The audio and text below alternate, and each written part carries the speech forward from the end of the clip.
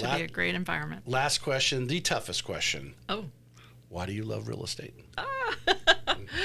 Yeah, that is a loaded question. I would say the thing that really gets me going to learn more and to be better at my craft is the thought of impacting people. It's the only business where you can really come alongside somebody and make a positive impact on them, and an impact that they will see long-term benefits from. Yeah. And something like that impact really inspires me to be as the best I can at my craft.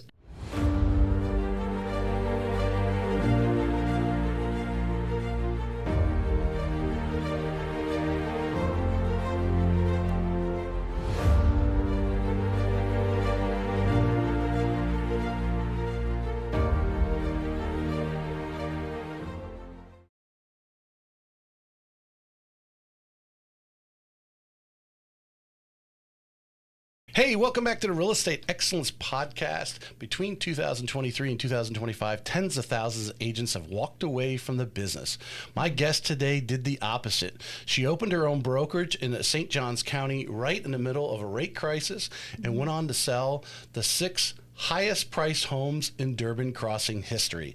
She's a marketer, a designer, broker owner, and one of the sharpest minds in Northeast Florida real estate, broker owner of REMAX Welcome Home, Jean Ranneklev. Oh, did I pronounce your last name? Yes, you did it great. Yes. I know, it's a mouthful. That's why I use the Jean, because that's easier to remember. You always prepare when someone's coming. Okay, make sure I ask them about their last name, and I always forget to do that. And I get here, so anyone who listens to me regularly knows I do that often. Yes. No, that's great. You did good. Mm-hmm. Laura, appreciate you coming on. You've had some changes going on. Yes. Jumping over to REMAX here. Yes, exciting. I wanted to jump right into it because I obviously, the whole real involvement here, yes, all at the same time. Yes. And when we went to your event, it was just last month at the airport, that had just gone down. I'm like, well, I got to find out what's.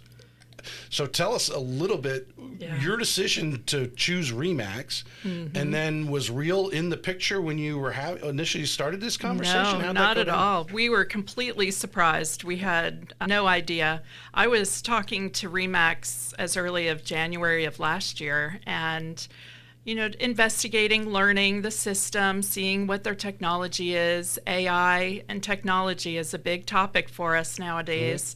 So I was doing a lot of research, and I kept coming back to REMAX, and it's just amazing. You sign that franchise agreement in the summer, and you work towards our grand opening. Really was April, but we signed for January, right. And in January, we were working towards our goals to rebrand and to create an environment for agents, and then we were surprised. I think everybody in the REMAX network was really surprised. It was like an overnight thing? Overnight. Like, hey, tomorrow we're joining up with Real? They didn't even give us any notice. All the broker owners in our community, we have community chats, and they all were surprised. We all woke up to an email. And it was really funny. One of my agents reached out to me and said, Laura, what's going on with Real? And I'm like, what? Oh, it's probably some hacker online that's just making things up. But sure enough, it was Real. Real has bought or is trying to. They haven't finalized everything yet until the fall. So we're still waiting to see exactly how it's going to look for all of us.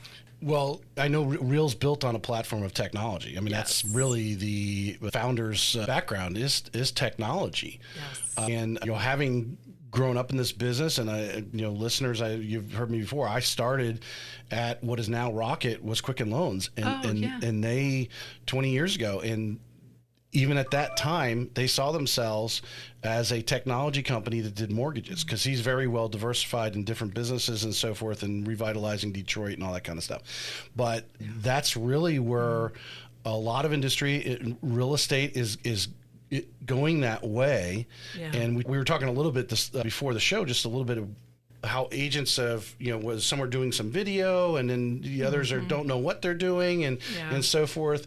And I think some of this technology stuff is actually paralyzing people. It is, but then some are just embracing it and taking leaps and bounds above everybody else. And I really think that comes back to who their leader is in their organization. Yes. And as a leader in my group, I feel it's my responsibility to research, figure out how we can implement all these great tools and really make a difference in our agents' lives and in our businesses. Yeah. It really cuts down the time of a lot of work. When we were talking about that, in what you just said, just makes me think. I've told you some of the things I've been doing with AI, and I'm been deep in it. Now I'm using Claude. Started with ChatGPT. I actually use both because there's some things that ChatGPT, but people say, oh, they're using it as Google. Yeah. And you can, and hey, but it'll create an itinerary. You're going on a trip, and I said, last year we were going to Hawaii. Say, hey, we're going to Hawaii. We're landing at this time. We're going to this time. We want to visit these places. Give me an itinerary of what you would do, and it knows the drive times and what's a good time, and it knows this stuff because it's combing the internet.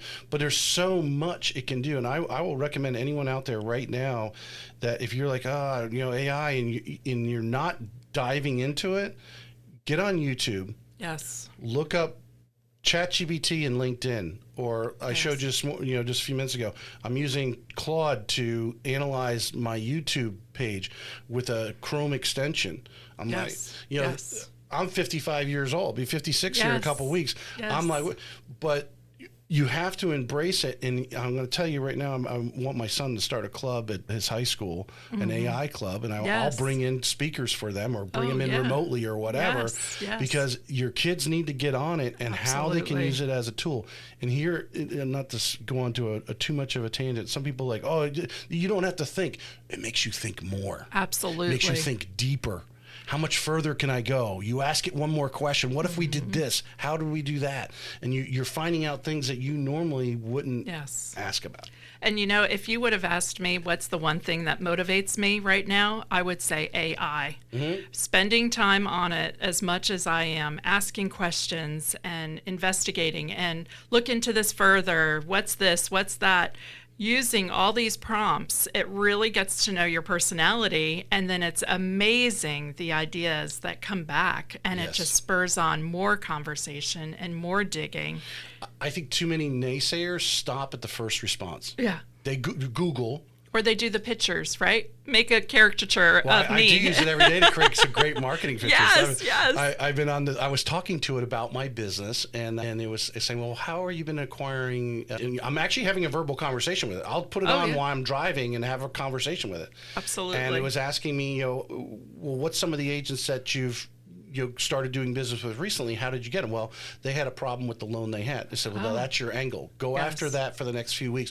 Post. So I've got this picture today of me basically as a Coast Guard rescue man. I'm coming down from the helicopter and I'm saving this family who's sinking in their boat with their mortgage paperwork all around them saying denied or whatever. That's awesome. But isn't that why we're all here? You want to help people. You want to give them, a rescue. That's perfect. I think that's great. And it's gotten so much better, and the only way it gets better is you start using it and be a part of your friend. I know some people who are, there's a gentleman I interviewed last year who is very young, just brainiac on this, so I use a bit lack of better terms, and he talks about how he has talks with it with his ideas, and asking further, and then it asks you questions, and so I think it just empowers people to go further and ask things that they may not have normally wanted to ask, but didn't know who to ask.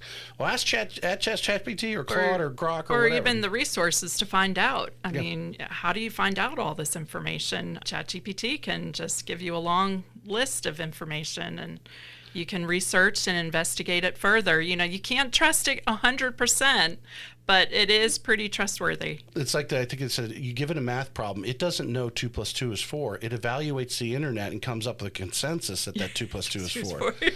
That's how it thinks. So that's what you have to realize. It's basically combing the internet and bringing this stuff up. But I asked it a question the other day. It was a family related, not having to do with anything of our business, and it brought up, in that state they have a small estate claim or something where you can basically be probated quicker if you have a small estate. Well, Well, what's a small estate in that state? Oh, it's that's okay. Then doesn't qualify as a state's a little bit bigger than that. So there's a house involved. So, but you don't know this. But I wouldn't know they even asked that unless it popped it up and said something. Yes, and that's the beauty of AI. It's unstoppable. Yep. But then, how can you use that to grow your business?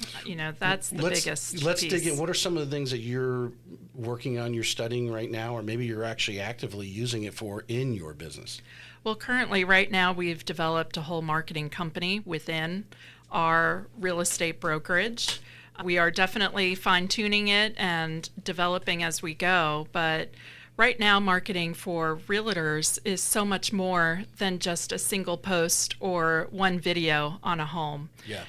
We had talked about it before too. Lifestyle is a key phrase. When somebody's looking for a purchase, especially a large purchase like this, they want to know the lifestyle around the home. So we've been working on not just one video for a house, but 4 or 5 videos per home. And that's really sort of different angles, different approaches. Yes. Why would somebody pick this if they have kids? Who's your avatar customer? And make the videos for that avatar customer. Mm-hmm. Whether it's the school systems, whether it's family life, whether it's recreation, whether it's just, the quietness of the neighborhood, all of that is so important. I'm just going to move this lamp here a little bit just so it shines different on your face. Sure.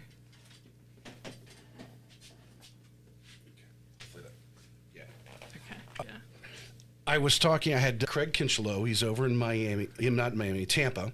He was on a few episodes ago, and he was talking about how he sold the property. It was, in the low millions, but he got extra money for it. He built the avatar. Now, he says AI had 0% to do with that.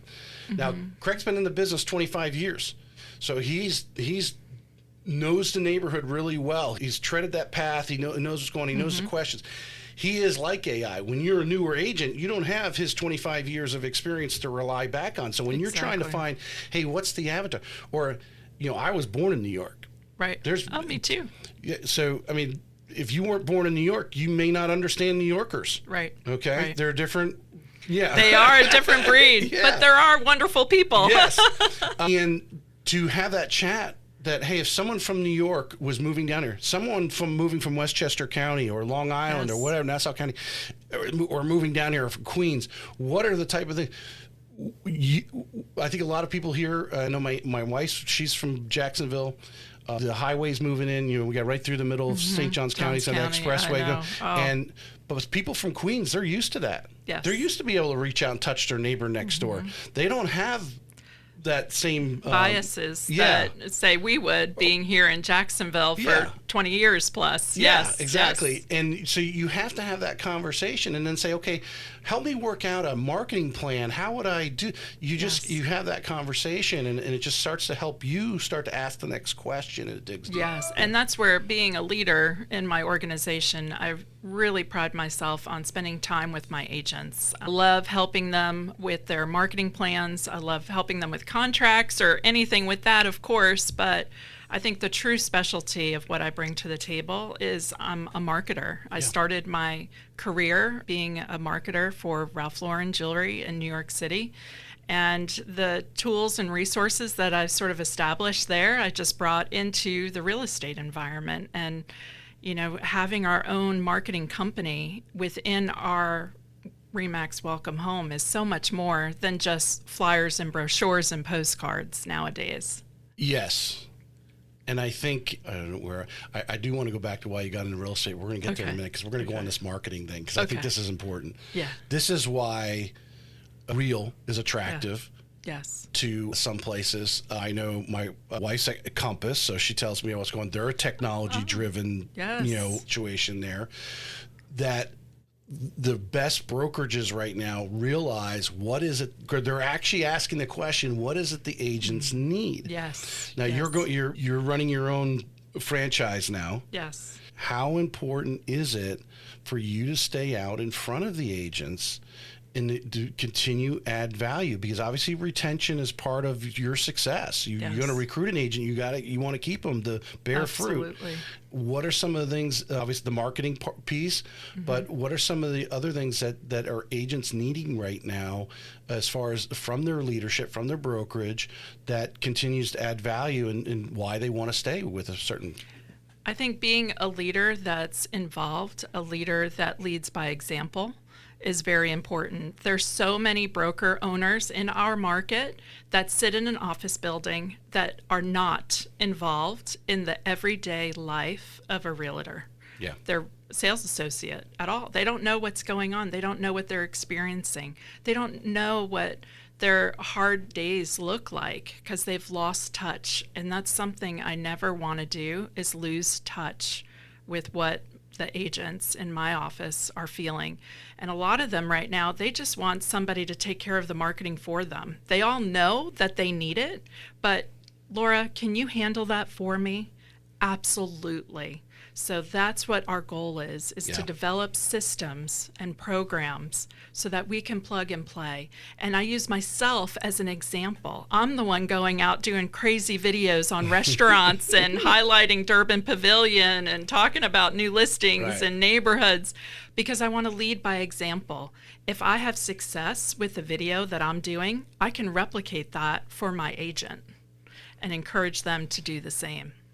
We were talking before show, I was talking about Reed Tomato, to give them a plug. I guess some people, if they've listened to any of the last 5 or 6 episodes, they know a lot of the questions that we'll get into are developed from your information, taking AI, but to create answers, create questions that really are going to be hyper local, hyper focused, hyper current, because that is what AI is looking for when someone's going in and they're using it as Google, or going in, because they are going in now and saying, hey, I want to move to the best school district in Florida. Where is that? St. John's, but then it's going to tag some references in there. Yes. Oh, what neighborhoods do I want to live in? What school in St. John's County is the best school, like high school, middle school, academy, whatever it is. And the importance of creating the content that's heading in that direction. Yes. Tell me what your thought is that how important that is for agents moving forward to be. It's extremely important. That's why I bought the franchise for REMAX, because REMAX has a platform that helps agents with the blogging and their website design. It's powered by Bold Trail. You can buy Bold Trail on the open market, but it's very costly. By affiliating with REMAX, you get it at a drastic reduction in price. But a lot of brokers that are REMAX here in our market or surrounding in Florida, they don't know how to use Bold Trail.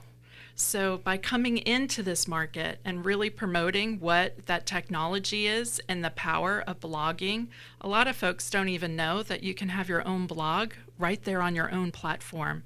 And that's something we're exploring every week. We have a trainer that works with us, and she's helping us develop our personalized hyperlocal blogs for each of our areas. I think, obviously, when I heard the term blog, we've heard it for years, for 20 years.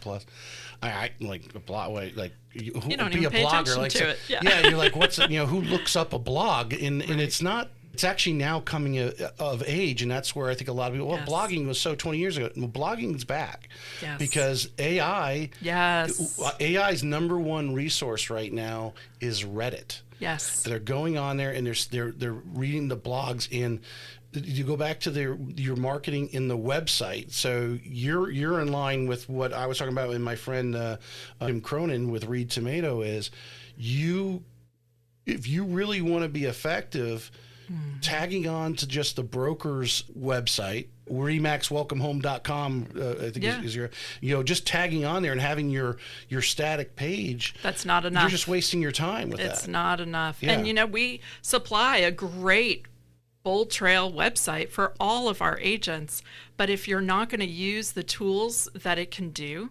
then it's just a static Are they page. able to put their own, create their own .com or SallySmithRealtor.com, whatever they want to create on there?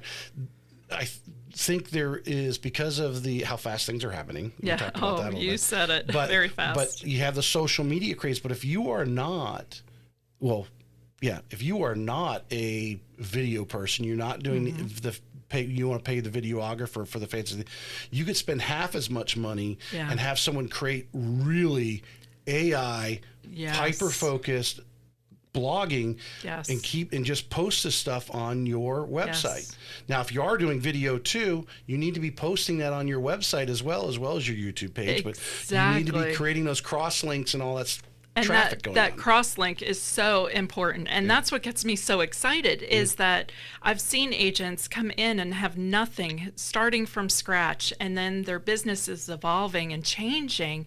And one great example is an agent I have. We have a luxury property on the river, and it was quiet. We hardly got any traction. Then we started doing some special promotion for it, blogging, talking about it on different levels, and now we get to birthday that property. So that's a great present in our industry. What are some of the, you had this property, so you're like, okay, let's start writing about it. Let's create some blogs, create some traffic out there. What are some of so as a lifestyle blog, what are like some of the key things that were important in that blog that people found? I think it's the value of the property. Why would somebody pay $4 million plus for this property in our area? I mean, Jacksonville has a lot of gorgeous land adjacent to the water, but why this particular one? And we went into the history of the property. We went into what made this area so special. And then we layered that with a target buyer who would be interested in looking at this property with this history involved. A $4 million property, very limited crowd to buy it. Very, very limited. So, of course, we had to target other areas, outside areas. But I'm very happy to say that the buyer, the possible buyer for it, is right here in our local market. So it's exciting. Yeah. Yeah.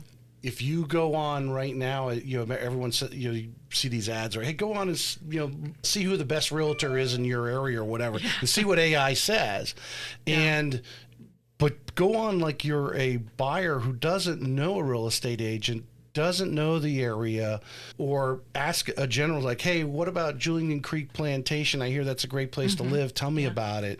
Or World Golf Village, or and when you put those in there, you will find.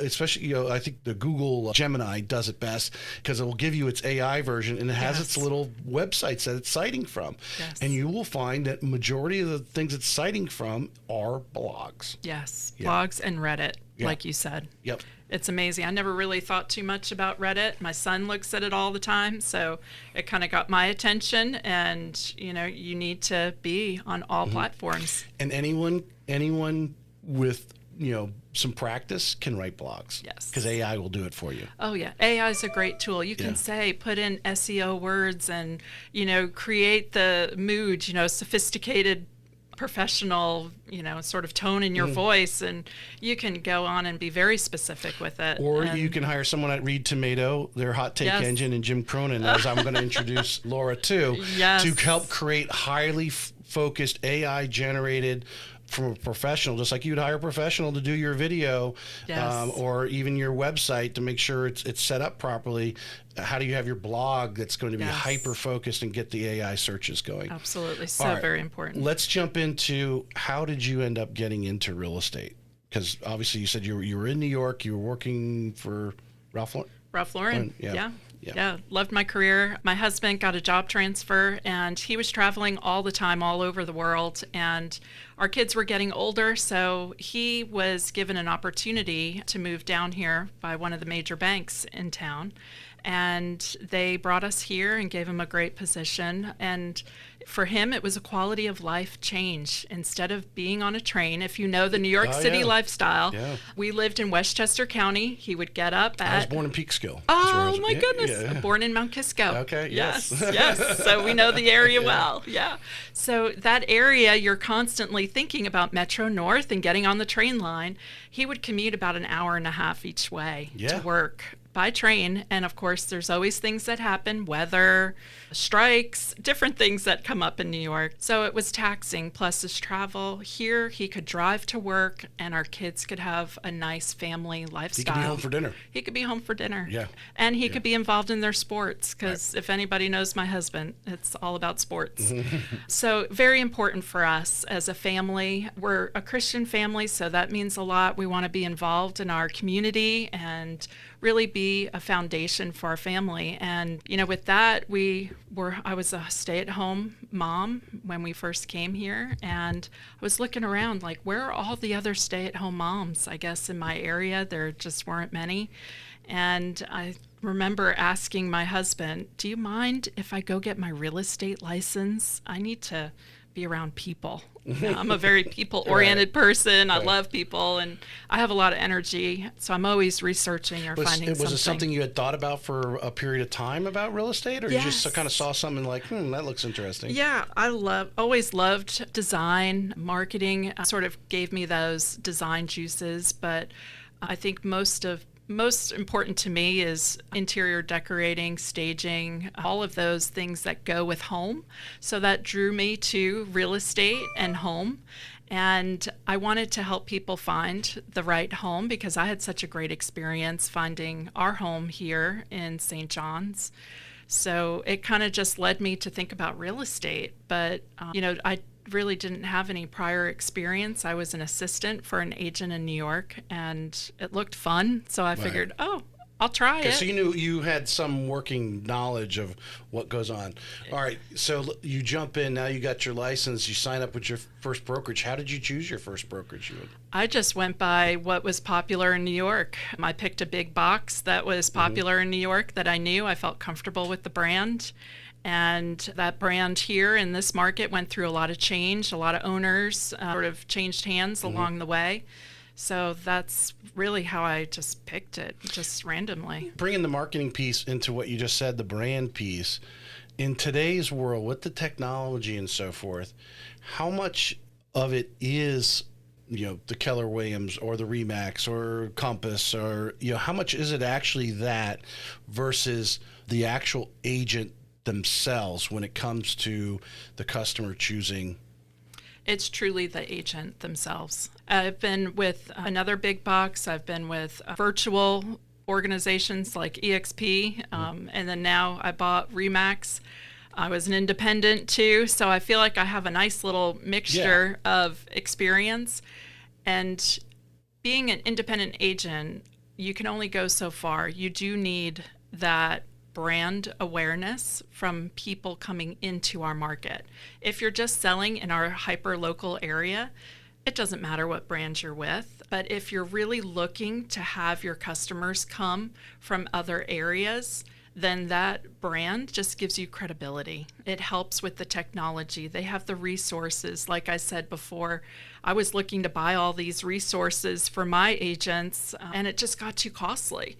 So these big box brands really package it affordable, even though some agents feel it's not affordable to be at these big boxes. But I think for us at REMAX, we try to make it as affordable as possible. We'll speak to a little bit to that from the standpoint of the split. I think, there are a lot of agents out there probably who have failed and they're no longer agents. So, have gone on because they chased the split rather than the help, rather than the tech stack, so to speak, or whatever that help came from. I think as an early agent, and you agree or disagree with me, the early agent really needs. Now, there's some people who get in the business and they're going to be successful because they just have the thing, but most of them do not, and that's why most of them fail. Yes. They really do need that broker is going to lead them, or a mentor. So they need the human. Yes. To kind of help guide them on there, because ChatGPT is not going to be able to tell them, and ChatGPT's only been out for a few years or whatever, not be able to tell me, hey, how do I be a great real estate agent? Well, you need to do, I guarantee you, first thing it's going to say, or first few things it's going to say is you need to find a mentor. Absolutely. Yeah. And that's the problem, so many people chase the split, and we do have a few companies in town that, that's all they promote.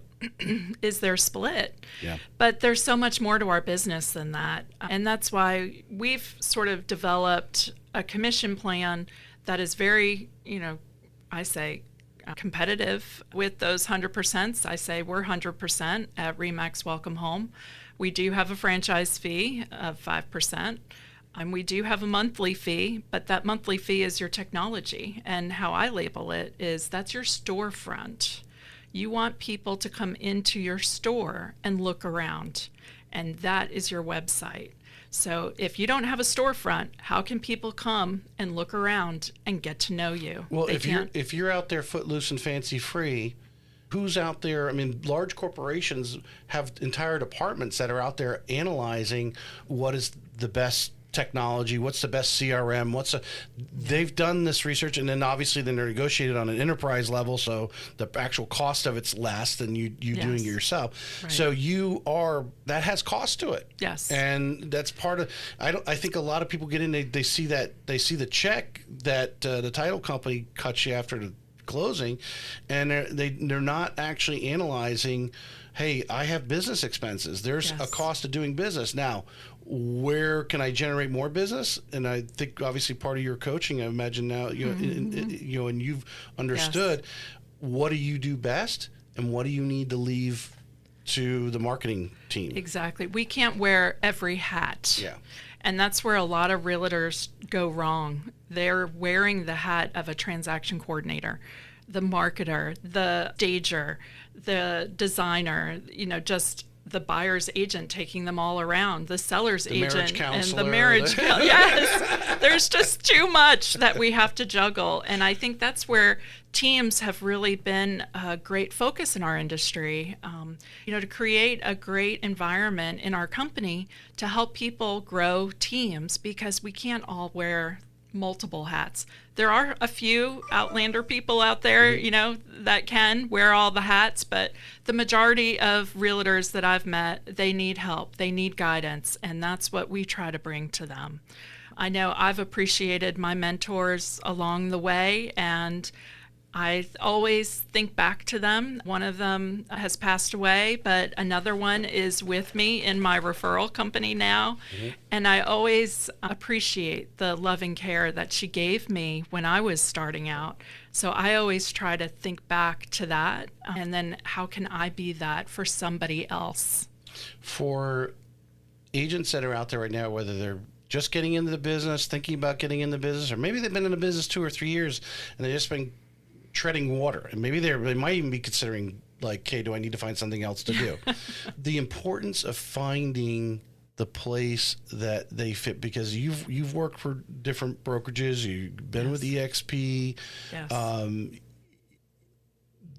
Their businesses, everyone's doing every office is doing their business a little differently. Yes. The leaders or the broker, whoever that leader is in the office, it could be a top producer, sets kind of the culture of how the mindset is being taken. And the importance of an agent finding that way they do business for them to fit in, but also the leader on the other side to bring out of that person how is it they do business, because some people they don't know because they haven't done enough business to really figure out what their true strengths are and everything yet. Exactly. But for a broker or a leader or a mentor to help that newer agent pull out of them what is it they do really well. Is it knock on doors? Is it get on the phone? There are some people that are really good at that. Ricky Carruth would sit there and tell you he's going to pound that phone. He loves doing that. He loves having the conversations. Yes. Other people like to create video, whatever it is. But the importance as a leader, and obviously you'd be taking this responsibility, every new agent you're recruiting and bringing into your franchise, to pull out of them, for them to be successful, they need to find what they do best. Yes, and that's where it's very important. I always ask anybody that affiliates with us, can I have at least 2 days with you? They're just maybe 3 to 4 hours each day, but that's our time to spend together, where I look at where they got business before, I help them think of new ways to get business, and then I share with them our story and what we can do to help project them further. I think a lot of people are maybe being recruited by recruiters, but then it's just a handoff to the manager or whoever was there in the office. I remember being a recruiter before for a big box here in town, and I couldn't spend the time with them like I wanted to because I had to meet my numbers for the next month. So for me personally, I love to have that time with the agents, to mentor them, and I always challenge them to read books. Reading books is key to our knowledge. Blogging and watching podcasts are wonderful when you're on the go, but there's some great material out there that I always encourage agents to read, because they're only as good as what the information they have acquired. And a lot of times it's not just knowing the contract, it's being a person that is dynamic, that has different maybe sort of negotiation skills or personality trait that they can help sort of mold a customer to see things maybe that they wouldn't see on their own. Yes, it's very involved, the whole process. I'm going to jump into our pre-programmed questions here to really dig in now. But I want anyone listening right now, if you're here in Northeast Florida, you are looking, maybe it's not clicking at your current brokerage, or maybe you're new, that Laura's information is going to be in the show notes. If you're watching, wherever you're watching, her information's somewhere around here to contact you and see what you're doing at REMAX Welcome Home and what your vision is. It's fresh, it's new. Well, the one question that came up, you talked about REMAX and the website technology they had beyond it, but now Real jumps in. Yes. What are just some, real quickly, what are some things that you didn't even realize, but now you're looking over and Real's bringing in this whole... It's a whole technology suite. It's a different way of doing business on the backside. It's going to be... The whole transaction process, I think, is going to change for our agents. We just signed on with REMAX in January, so we're just now getting our back office, which is powered by Brokerage, connected, and our agents will be learning that. And then now in the fall, we're probably going to have something else, but everything that I've seen about Real and the REMAX merger, we're going to be operating as two separate brands. It's not going to be one. So the some back office sharing, back office technology overlap, because that's the secret sauce, I think, to both companies. REMAX has the prestige of being, that top producer agent. We sell the most real estate in our market. We're the most professional, the highest loyalty to a brand. The brand recognition is incredible. You just need the balloon and people know what it is. It was either the Century 21 gold jacket or the balloon. Or the balloon. It's iconic. It's great. And that's why we had the big balloon at our grand opening. Right. It was so wonderful to have the hot air balloon here in Northeast Florida. But I think overall, right now, we're still wondering what's going to happen. As a broker owner, I haven't gotten anything that indicates anything's going to change. It's going to be REMAX as we know it, but better, with some technology. But like everything in this industry is evolving and growing. No matter what brand you're with, you're going to have to learn the new technology, because I'm sure every brand is evolving. And you don't want to say that in a way that puts fear in someone, because I think it does. Yeah. I had Angela Walker was on last year. She has her radio show. She went for years with Watson over to Christie's. And one thing, Chris, now, so you had a technology challenge, and she's, a senior agent, been in the business at least 30 years. She said, she looked back, she says, you know what? I don't even care they got assistants there, transaction coordinators, whatever. They know how to use the dot loop or she wanted to go out and do what she does, which is forward facing, being with her clients, selling real estate, doing those physical things. There are some smart people who like to sit in cubes that will do that. And I think it takes so much pressure off you. And this technology, you have to embrace it, because as soon as you find it or know that your assistant's using it, like I had Listed Kit on not too long ago, Listed Kit actually will take your contract. You scan it in, and it talks to your calendar, sets all the dates in there and everything, reads it for compliance. All that technology's out there now. It's going to become mainstream. I'm sure, Real, if it doesn't already have it, it's working on it. Yeah, we have. And that's the beauty of being backed by such a powerful brand. Our systems are already doing things to that degree. I just don't think that they've been talked about a lot. REMAX has so much to offer, and for the longest time, it just seemed like such a quiet brand in our market. A good friend of mine who is in IT, and I'm in sales, and we actually had some young cadets from the Citadel down here a few years ago, and he said, and this is common sense, but a lot of people don't actually understand, there is a disconnect between what salespeople need and what IT people can create. Absolutely. And when you breach that gap, it's one of the things. So if you're going into a company today, the real REMAX thing gave you guys a lot of superpower, because you got this technology focused partner that you now are joining up with, and you want the company behind you to be technology focused. Right. There's a lot of organizations that have too many sales layers, and trust me, it gets watered down somewhere along and nothing actually happens. But when you have the technology guys that when you have a problem, you call them and they're on it and they fix it, and they love to fix it because that's what they do. It makes life so much easier when you're the front end soldier who's carrying the rifle. Absolutely. And that's, I think, the biggest difference with an organization like mine versus others is the personal touch for it. I hear over and over many brokers in our market, they don't even know how to use their own technology that they offer to their agents. Yeah. And I will never be that type of broker. Tom likes to say you got to keep your hand on the electric fence. Yes. If you have a broker who lets his hand off and gets so far away from production, they don't realize. Now, there are some brokers I know that don't produce but do stay out in front, but there's a good portion that have disconnected, and they are too far disconnected from the actual thing. All right, let's jump into our questions here. You've launched REMAX Welcome Home during one of the most volatile rate environments in decades. What made you double down on St. Johns County at exactly that moment rather than wait for the market to stabilize? Yes, if I would have waited, I would still be waiting, right? I would have missed out on When's that gonna happen? Yeah, exactly. It was amazing timing. When I think back, everyone was looking at me kind of crazy. Lori, you're starting your own company during COVID? And I was like, yes, this is the time. It was like a pause in the market. It gave me time to create a business plan, to lay everything out and to study. I studied so much during that time.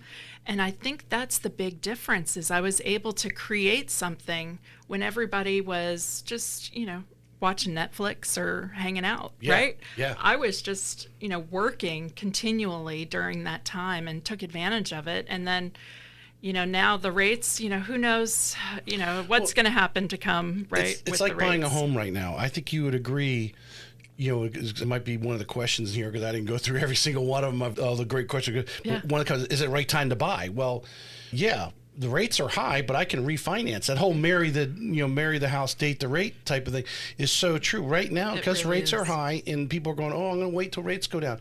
Well, that means there's not as many buyers in competition. We have houses coming, the inventory is at decent level. It's a buyer's market. Now's the time to buy. Save yourself $20,000, $30,000, whatever it is, because your difference in the interest rate is not going to make up that $30,000 in a year or two. And that's exactly it. People don't know how to do the math. And that's why it's so important to align yourself with a great lender partner that can help you do the math for your customers. Because yes, somebody could buy the house now. Maybe they'll pay more for that house and have a higher, or no, they'll pay less for the house and have a higher rate.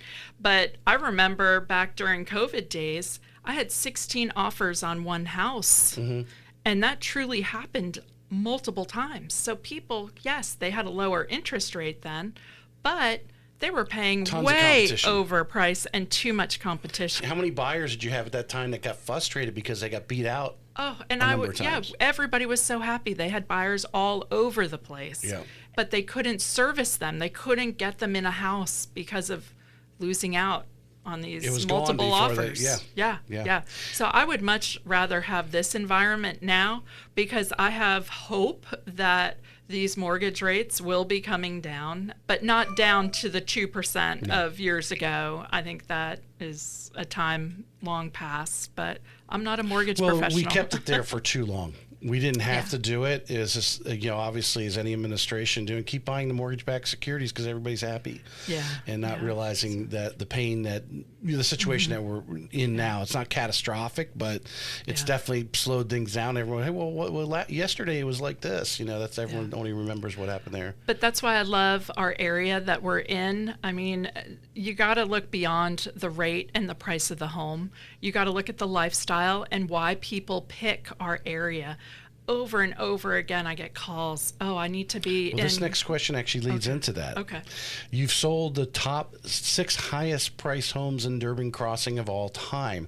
How did that kind of dominance in one neighborhood actually happen? I'll say it happened because I live in Durbin Crossing. I have been invested in that community since it started. We were one of the first homeowners in that community. So I passionately love the community. I market to that community. I farm that community my entire career. So I've been in the business for 20 years. That community started about 2008 or so, 2007, 2008.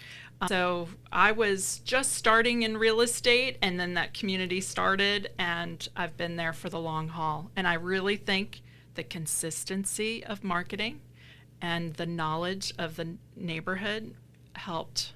Take what you just said, the farming of the, because I don't think enough agents do this, where they truly focus on an area.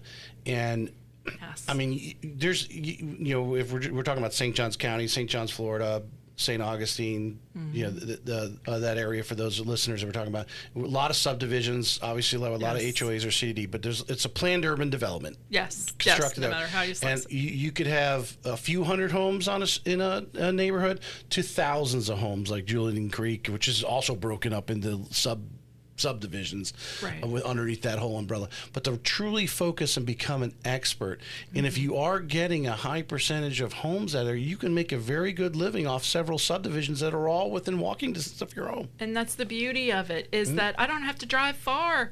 If I'm doing an open house or if I'm showing property for my farm, it's right around my home. Right. And it's so convenient. And plus, I'm personally invested in keeping the home values at a certain level.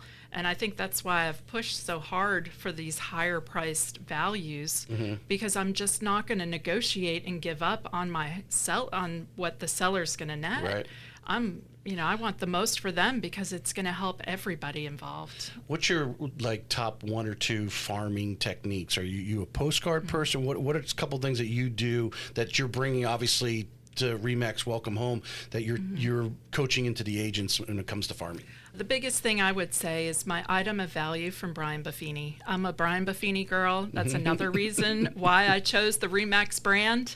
There is a definite connection between Brian Buffini and REMAX, and I'm thrilled for that. I'd love to talk more about that, but I think that consistency of sending something out on a regular basis with a personal note that Brian Buffini talks about is key for farming. And a lot of people do not do their personal notes, and that personal touch really helps. It's the consistency of it as well. Yes. You got the personal note is, you don't have to say anything about it. It's personal, and people get cards from me like, oh, you actually snail mailed me something? Yes. People get they got a letter in the mail actually addressed to them, and it actually has a personal message. It's not junk mail.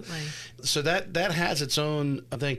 But talk to the consistency. Yes. And how important is it? Just because you do it for a couple months doesn't mean all of a sudden people and everybody in the neighborhood is going to be calling you. No. You may have to do 6 months, a year, before all of a sudden it'll start to move. That consistency starts with your brand. As a marketing person, of course, I'm going to talk about that. You need to have a brand, not just the big box that you're affiliated with, but your personal brand. In my neighborhood, I'm known as the Pineapple Lady. They may not remember my name, but they remember that I love pineapples. That's, part of me, hospitality, welcoming. It's all connected. It's great. But people remember that. But it's something I've used from start to finish. But then I carry it over. I talk about, what does the pineapple mean? How does that influence my business? I use that as talking points, and then people remember that. They can trigger their memory on that topic of pineapples, which is crazy. But it's just something that I love the symbolism for. All right. Laura, what's a deal, a client situation, or just a moment in the past month or so that's still kind of sitting with you, something that reminded you of why this work matters? I had the pleasure of helping somebody sell their home that went through an awful divorce. I actually met them through my affiliation with my church and being involved in my church. I was able to go over and just be with them. And my first thought and instinct was to just go and help this woman pack. I didn't know what I was walking into. And hearing her heartbreak, hearing her struggle really impacted me, because first I was there to help and to be a light for her. But in the end, she needed somebody to help her sell her house. I had no idea when I walked in there, and I'll always remember her. She was a very special woman in my life. She encouraged me as well as I encouraged her, but through that whole transaction, we were able to work together, get top dollar for her home. And of course, it was in Durbin Crossing, and it was a beautiful place. But that's one person I'll never forget, because when you help somebody through such a hard time like that, you can't help but have extra empathy, extra compassion for them. And I think it just makes you a stronger realtor, real estate professional, when you have that sort of empathy and compassion for people. Good answer. This question, I think it talks a little bit about inventory. Would you say inventory is up, down, or kind of like moderate right now? I'd say, well, my professional answer is always, it depends on the area you're referencing. I think right? that's why I'm asking it, because the question is, sales are up and inventory is actually down. Well, I think that depends on the price point of home. We know in St. Johns County, I mean, anything at the lower price point is either someone's jumping on it right away, or an investor's buying it for a rental property. Exactly. But you know what? It always comes down to condition. The houses that are in fabulous condition, like model-like homes, those are the houses that are selling. And it's not just the condition of, the latest floor covering or kitchen cabinet color. I'm talking about furniture. They're actually decorations. So staging is very important then. Very important. You could take a home that maybe isn't the most updated in the paint color and cabinet color, but you put some really updated, nice, modern finishes of furniture in there. Oh my, it will capture people's attention. Yeah. Well, the audience today, for the most part, I mean, there's always somebody out there looking for a project to do, but you can't really market to those people. The masses really want a turnkey situation. Yeah, one thing that I see over and over is customers really don't have vision. They can't see what a house could be. So that's where we go back to AI. AI is incredible. You need to take those photos that you have of your listing and put them in AI and tell AI to redesign the kitchen with white cabinets and stainless steel appliances, or, brass tone finishes. You need to do those pictures and put them out on multiple listing as an option. Of course, you always have to disclose that it's a virtually enhanced AI generated, right? But I had Layla Hassan on the last episode last week. She had a lot, like you were talking about your $4 million property. Yeah. And what she did is had AI put a house on it. Yes. And what this lot could look for, and got that much more. I think it was Layla. If I'm mistaken, Layla with the previous guest, that's what they did. They used AI to put the house on it, and where now this lot of land was like, and now they were. Then people started, because it sat there. Yes. No one had the vision that you're talking about. Yes, and vision is so important, and we're the givers of that vision. That's why lifestyle videos are so important. People can't have a vision of what their lives would look like for that specific community. Vision is so important just as a leader. I feel I'm supposed to have vision for the entire organization, but then I really think my responsibility is to train the agents to have the vision for their customer, for the market. Where are these neighborhoods going? How can we help the neighborhoods stay, very lush and it goes beautiful? back to your lifestyle, the lifestyle term. These people, especially if they're moving from out of state, they have a lifestyle vision of what it's going to be like to live in Florida. It's in their mind. So if you need to find out what that is and paint that for them to match them up. When a seller thinks their home is ready to list and you walk through it, what are you actually seeing that they're missing? A lot of times what I'm seeing is extra furniture that does not need to be there. A lot of times you just have a piece of furniture in your house because your grandmother gave it to you, or it was always there. You've lived with that piece of furniture in that location for the past 10 years, and you just don't see it anymore. I think our responsibility is to come in and really make homes look open and fresh and inviting. And the best way to do that is to really look at the home furnishings themselves, but then also the furniture placement. Yeah. It's very important. Yeah. We're just living in your house, you don't realize the piles of junk that sit there for a while. It's like, when was the last time I, did it? Or the kids' toys. It's like my kids are now teenagers. It's like, hey, you guys haven't touched this stuff in or clothes in your closet. That's another one. and that's why I love one thing that we do in our community is the community yard sales. And that's such a great time to go through and get rid of your unwanted items. Yes. But then we follow it up. We have a partnership with Haven Hospice that actually comes around with a truck and will pick up your unwanted items. So if you couldn't sell them in your yard sale, then at least you can donate those items so that they stay out of your house. So that's something we really value in our neighborhood. When a buyer falls in love with a home in Durbin Crossing or Julington Creek, how do you walk them through the real monthly costs with CDD fees, HOA, all of it? Yeah, that's a topic we get a lot, is talking about what a CDD fee is. And a lot of times, most people don't realize there are the two parts to the CDD fee. So it's such a misnomer when people say, oh, the bond's paid off, the CDD fees are all paid off. Well, that's not the case, because there's still that operation and maintenance portion. I think as an agent, we need to educate ourselves on what those fees are, what they include. Each community includes different things, different aspects for it. But when I'm working with the customer, I just say a CDD fee is just a tax to live in a neighborhood. It keeps the neighborhood looking nice and fresh and clean, and it kind of eliminates some of those investors that come in, because it really throws those ratios off for them, and it helps preserve the neighborhood. So I think as a leader in my company, it's very important for me to educate my agents about it so that they can educate their customers. A lot of customers just don't even want to think about it. They're like, whatever, I like the area, so I'm willing to pay for it. Yeah. And then the taxes really aren't that much, especially if they're coming from New York. Like I came from New York, and the taxes are still way better here. They don't even think about that. Having been on my CDD board for 11 years, the term lifestyle has to come into your conversation when you're talking about it. Yes.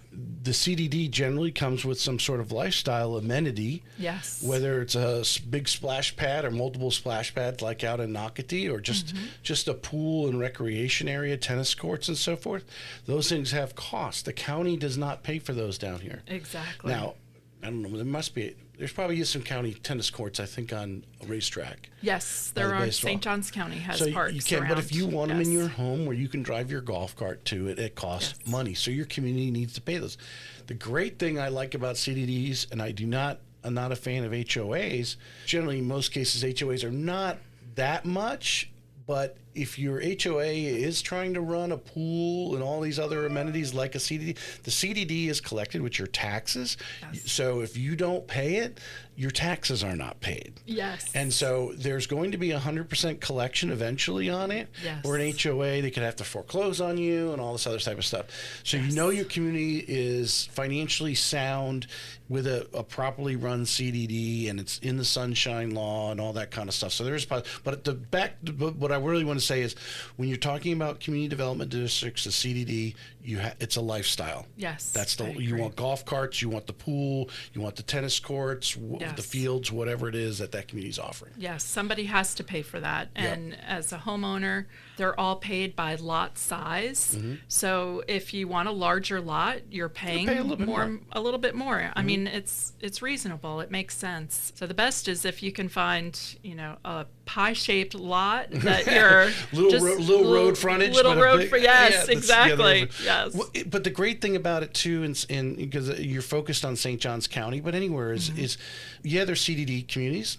Mm-hmm. There's just simply HOA communities, and then there's still homes out there that are just under the county and have no HOA or CDD. Yes, yeah. So there's you have those options out there. Is again, what lifestyle do you want? Yeah, and we're rural, so you can still get those USDA loans in St. Johns County. They're paying the neck, but yes, you still do them. There's still areas that's still available. Yeah. Yes. All right. You see buyers pick a neighborhood because the builder is throwing money at closing costs, and then regret it. What's actually going wrong in that decision?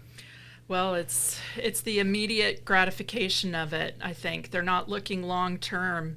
I hear this a lot where people come down and they just get sort of caught up in what the builder's offering and just settle on a community, and they're not really looking at what their family needs are. Mm-hmm. Nobody stopped and worked with them personally. It's kind of like buying a car and having a big car payment. You don't realize that until 6-8 months later down the road. You're like, I'm making this big car payment. Yeah, it's just a car. Yeah, why am I doing that? It's it's crazy. You can drive a smaller car and live better.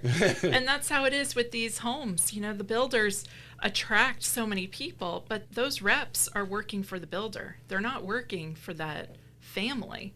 So that's where I feel our job is as real estate professionals. We really need to understand what the needs are for a family, how they're going to live their lives, what activities do they like to do, and then you go to those neighborhoods that are going to supply and meet those needs. Whereas a lot of times families just pick, it was a good price, and then they call me a year later and they're like, Laura, can you sell my house? Because we're just not happy here. Yeah. And that really makes me sad, and it always comes down to they had nobody to work with to really look out for their best interests. Well, I think the biggest sin is, and you might have some of these listings right now, I think every agent's either have one currently or have had one recently, where you've got that person who had to turn around and sell in a subdivision where there's still new construction going on, and you're trying to sell against the builder because something either happened in life or you realized you didn't want to live there. Now you're stuck trying to sell a home against a builder with all these incentives. Yes, and that's where I think people have the misconception of, well, I paid X for this house, and now I want X plus. I want X plus, but no, if that builder is still, they're going to get X minus, and it's just, what's going to make somebody pick your house that's used, even if it is only used for a couple of years, versus buying something new with all the warranties and the freshness from a builder. And the rate bought down, which there's so many things involved in that. So as an agent, I think it's a malpractice if they're not really drilling that down. Yes. Hey, this subdivision is going to have construction for the next 5+ years. Are you going to be here for 5+ years? Exactly. And that's it. I think agents just don't train themselves to ask those future questions. I mean, for me, that's, elementary, because then you have to know how long are you going to keep in touch with them, right? Because you want to be there when they're ready to sell again. There is some short sales going on like that because of this situation. Yes. Where people are selling, they didn't put a lot of money down, so now they're upside down with the loan and so forth. And that goes back to also understanding, excuse me, that goes back to understanding the fees in the neighborhood. Mm-hmm. When a seller comes to thinking their St. John's home is worth $1 million and the real number is half of that, how do you have that conversation without losing the relationship? I wouldn't say we're drastic, but there's some people out there right now who did buy their home 2 years ago and think it's worth $200,000 more. Oh, yes, yes. The best thing I always say is, let's go out and look at what your competition is. Yeah. That's where you have to put that buyer's hat on. Not many agents do this. They don't really take the time to go out and know the market. That's something I challenge all my agents, whether you're new in the industry or a seasoned professional and you join REMAX Welcome Home, go out and see houses. That's the biggest job responsibility we have, is to know our market and to know the value. And the only way you're going to see that and experience it is if you're out looking at homes all the time. So I think that's really the best way to sort of counteract that. I mean, it's still a difficult conversation. One of the biggest challenges you hear from different agents is, hey, I went in there and I told them what they really should be selling the house for, because I did my comps and all this other stuff, and it's only $600, but they want to get $650. There's nothing listed for $650 in their entire neighborhood. Actually, there's a couple homes listed for $595. Yeah. And if you're not doing the due diligence, or like I said, putting the buyer's hat on, or showing them, or going, okay, hey, let's go down the street and let's take a look at this house. Let's walk down there. Yes. This is listed at $595. Look at its landscaping. Look at it. We can't go inside right now, but that's what you're going up against. It's 3 bedrooms, 2 bath as well. It's got this or that or the other thing. And I think a lot of agents aren't just that are fear that situation, should actually embrace it, because I think it's an opportunity to win credibility. And that's the biggest thing, is you're winning that customer then for life. So then they're going to want to call you for any real estate need that they have, or their family members, because you did such a great job for them. And that, I mean, you can't put a value on that. I think the biggest thing that we can offer is education, but if you're not educated yourself about the market, then how can you educate somebody else? Yes. It's not just that Zillow value, right? You've basically have made yourself the queen of Durbin Crossing. Yes, well, but I imagine if there's an open house in Durbin Crossing and you've never been in that home before, you're going to go walk by and see what's inside. Absolutely. I make it a goal of mine to walk inside every house that's in my farm area. And, you got to know the competition. You have to know the builders. You have to know what was the lifestyle that made the current homeowner buy that house in the first place. And then how can you translate that into what you're going to use to sell that house? Solid. Solid. You've built your brand on social media without the dancing videos and viral stunts. In 2026, what are you actually doing that most agents are completely getting wrong? I think the biggest thing is the consistency. The message has to come all the time. You need to spend the time. You got to make it part of your weekly schedule to do your video, or you can't even just do a post, even though we do offer a vault post to our agents. You need to follow it up with a video or something interactive, and I think that's the biggest thing I'm willing to do, is just to stay consistent with it. Mm-hmm. Yeah, I think if you're going I don't know if there's anything out there right now. The word is consistency. Think about it. Whatever you do, you got to do it consistently, or you're going to be one swing away from the golden nugget that's behind the next rock that you didn't turn over. Exactly. Yes, you're going to get so close to it. Yes. And then you're going to just walk away. You're going to hate yourself when you realize, oh man, if I just stuck with that for a couple more months. Yes, the breakthrough is going to come. And you may not feel it. We're so into instant gratification, right? Mm-hmm. And if you don't feel it right away, so many people give up, or they say, oh, I can't afford it. Well, you can't not afford it. Right. You got to make it part of your budget. It's all AI can help you out with this. Some of the best people I've had on, They're time blockers. They're scheduling. Hey, I'm going to, prospect during this time. I'm going to do this, check my emails at this time. I'm going to do, maybe you have to do that. I don't know. You have to set apart that whatever, is it a number of hours a week or a number of minutes a day that you need to do to just create that consistency of every day I'm swinging it one more time. The First Coast Expressway is still being built, but how is it already affecting what buyers want and what properties are worth in your market? Oh my goodness, that First Coast Expressway is making a huge impact. Now the trees are cleared. Yes. Everyone's like, oh shit, it's coming. They were like thinking something great is going to be built there, and then they'd see, oh, that's a road. Especially on 95. Whoa, the connection there, that's going to be amazing. But I think as a homeowner, if you have a property that's backing up to that First Coast Expressway, I just pray that your real estate professional shared that with you before you bought. I think a lot of times people just buy blindly. They don't even realize, they don't look around. And that's our responsibility to share that. It's just shocking to me when I hear so many people say, oh, I didn't realize how big that was going to be. They think it's just going to be a main road. Yeah. No, this is an expressway. There's probably going to be toll routes. It's going to be 4 to 6 lanes. I don't know, whatever. I don't know what. It's going to be at least 4 lanes. Yes. Going each way. Each way. It's a huge improvement to our infrastructure within St. John's. So I'm very thankful the for west that. Side, to me, the west side of the river is really one that's going to benefit. Yes. Clay County. Yes, it's going to open that all up. So St. John's, we're just a pass through to 95, really. So I think about all those sellers that maybe they live on the creeks and they had just quiet, natural properties, acreage, and they don't realize that now there's going to be a highway coming right alongside of them. So it's a big impact. You hold the SRES designation for working with senior clients. Yes. What does a downsizing conversation actually look like in St. Johns County, and why does it require a different kind of agent?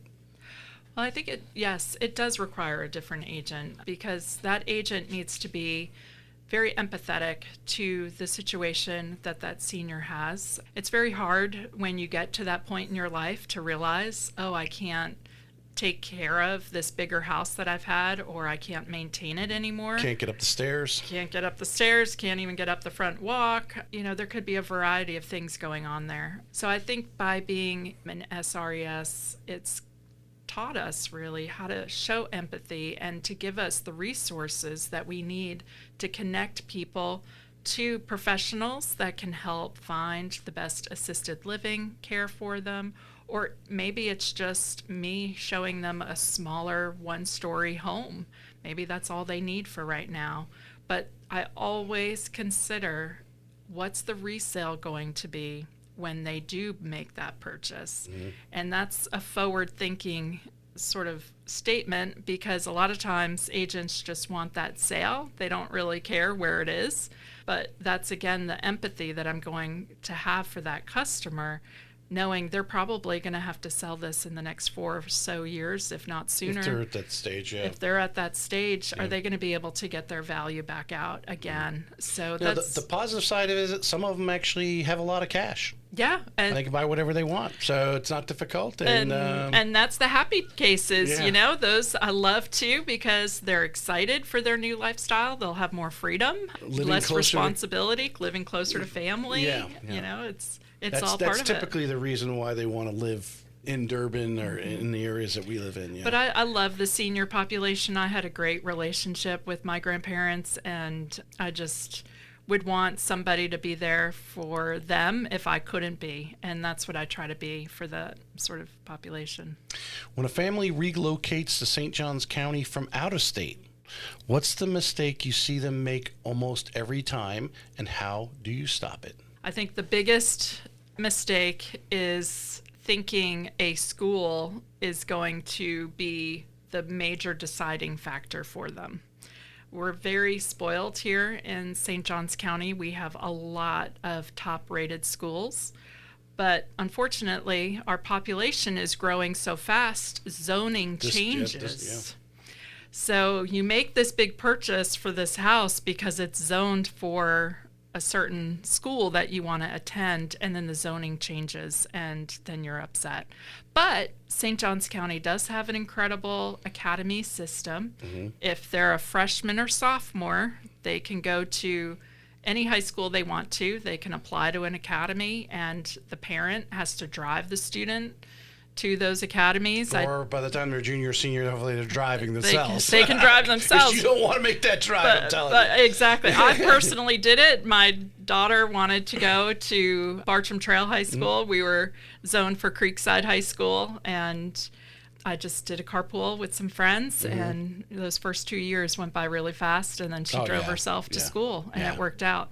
Blink of an eye. But if we didn't have those academies, those started years ago with Dr. Joyner, who was a wonderful educational leader, superintendent of the schools years ago when it started, and kind of made school a little fun for the students, gave them a very specific area of concentration of study and that they could learn about, like fashion design or veterinarian, I think is one of them, or nursing, or I think they can actually change for the ROTC units as well. Yes, we have Air Force ROTC for Bartram Trail High School. Right. So and Nice has got the Navy Marines are at Nice. Beachside doesn't have an ROTC unit. Yeah, I think they're changing and adding a lot. Yeah. Yeah, I always put a link to the academies on our website so that people can access it. We also have a relocation guide that we like to give our customers with all of that information on it. But you definitely want to strategize for your statement that you're making. If you're choosing because of the school, don't pick it that you're on the edge where you could be swept into another school because they changed the district, especially if your kids are younger and just getting in starting. The high school kids, there's a little more flexibility. But those younger kids, the zoning does change. I've experienced it too. I mean, fortunately, you're moving as a group. You're not moving just you by yourself. So it is a little easier, but it still impacts you for sure. Yeah. When a seller says, I'm going to wait until rates drop more, what do you actually say to help them think through that decision? That's a great question. And that's something that we are seeing more and more. I usually go to the spreadsheet. I kind of tease because I always say my husband has a spreadsheet for everything, but it is a great tool to pull out at this point. You need to do the calculation on it, and it's all down to the math because people don't take into account the carrying cost, what it's costing them right now to wait.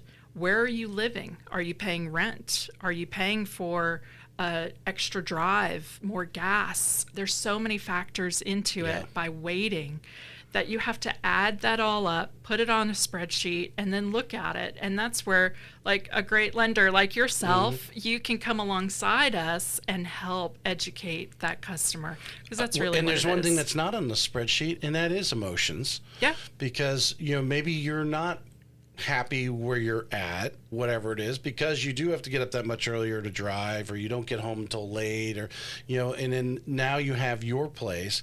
But I think there's this, people put things in their mind too, and they don't think through.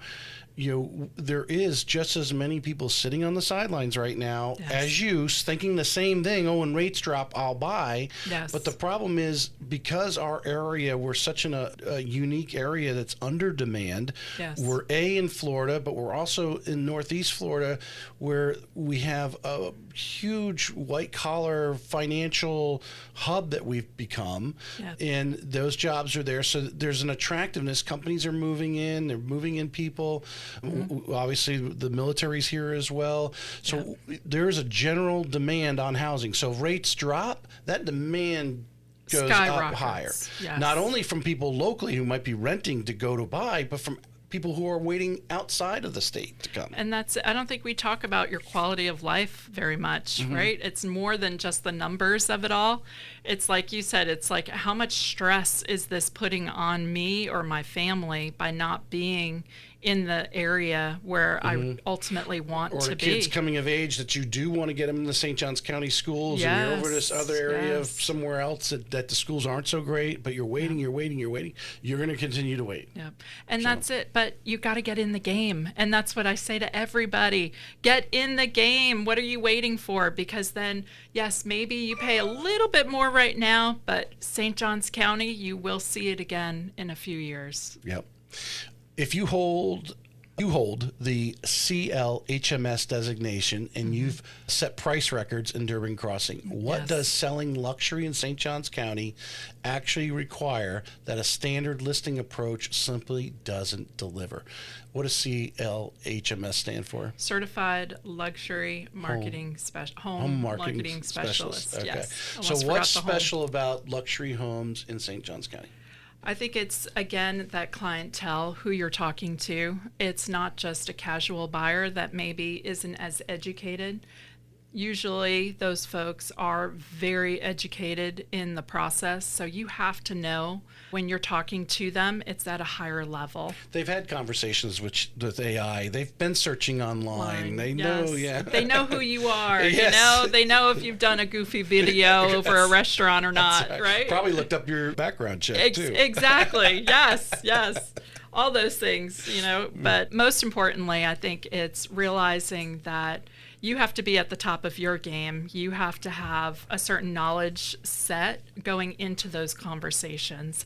And then you have to portray to them your knowledge, your expertise, and your negotiation skills. So I usually always try to give examples of some good negotiation skills. The classic is if you want to have a certain price for a home, you always sort of go in lower knowing that you're willing to settle on a certain price.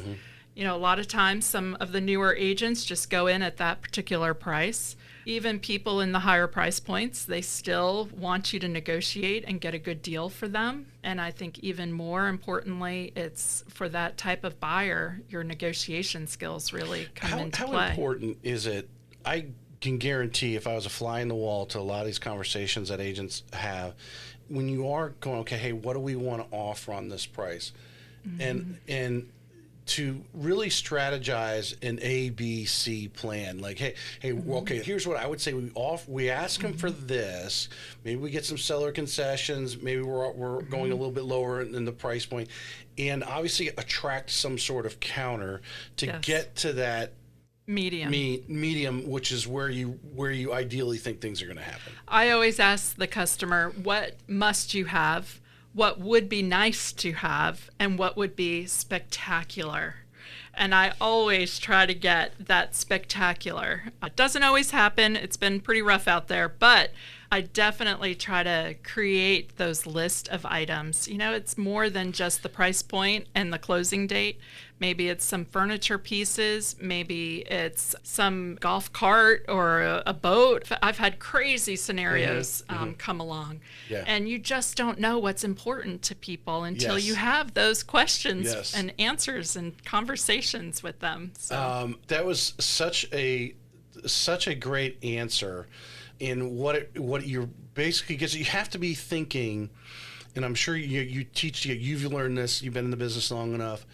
Okay, I've got this client. We're now making an offer together. They're going to buy a home with me. Yes. Now you got to be thinking next month, are they going to refer me somebody? How can I wow them? And now you just basically said to them, tell me what you want, because I want to deliver what's going to make you ultimately happy.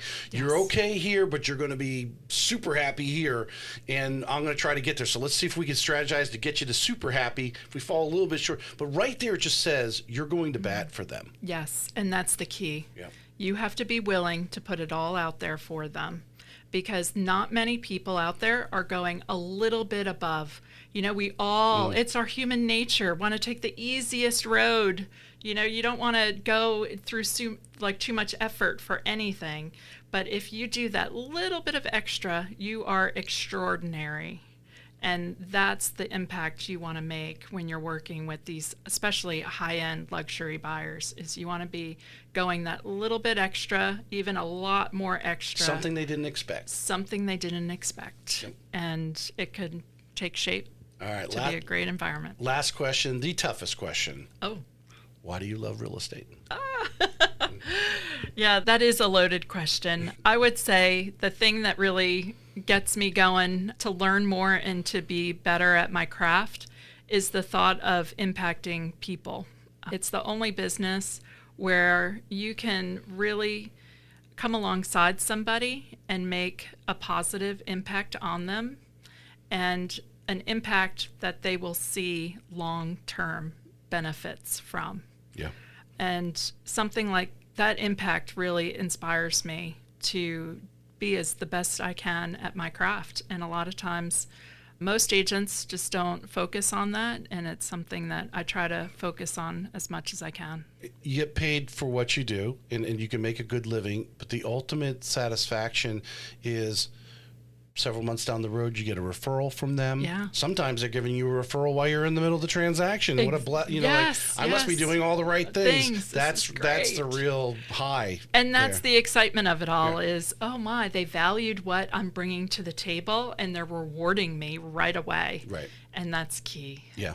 True measure. Appreciate you coming on today. Oh, it was great. Thank you so much. Very good show. Yes, very good show. Very good. All yes. Right. Hey, anyone it. listening, if you're still listening at this point, Laura's information's down there.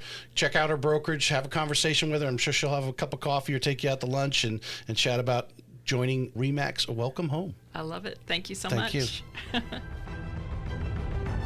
This may be it for today's episode of Real Estate Excellence, but we both know your pursuit of excellence doesn't stop here.